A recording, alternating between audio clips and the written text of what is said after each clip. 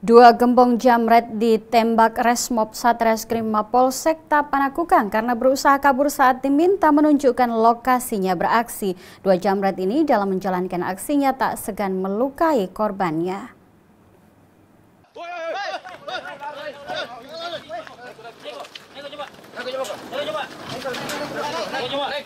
Fendi 20 tahun warga Jalan Pampang 2 dan Andi Heri 23 tahun warga Jalan Kemauan terpaksa dilumpuhkan oleh tim Resmob Satreskrim Polsek Panakukang karena berusaha kabur saat diminta untuk menunjukkan tempatnya kerap beraksi.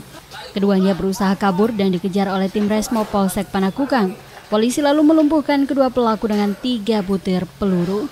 Dari keterangan tersangka, mereka biasanya beraksi di Jalan Panaikang, Jalan Racing Center, Jalan Haji Kala, Jalan Abdullah dan Sirwa, dan Jalan Urip Sumoharjo, Makassar.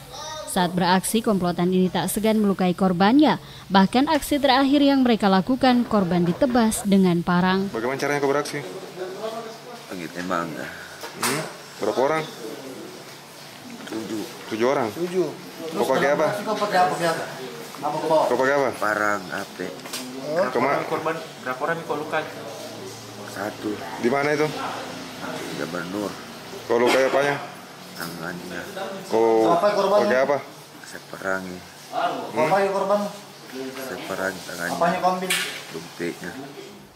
Mereka lalu dibawa ke Rumah Sakit Bayangkara untuk mendapatkan perawatan medis. Usai mendapat perawatan, keduanya digiring ke Polsek Panakukang. Akibat aksi begal sadisnya, keduanya akan dijerat dengan pasal 365 KUHP dengan ancaman pidana di atas 7 tahun penjara. Dari Makassar, Aksa Arsyad, GoTV memberitakan.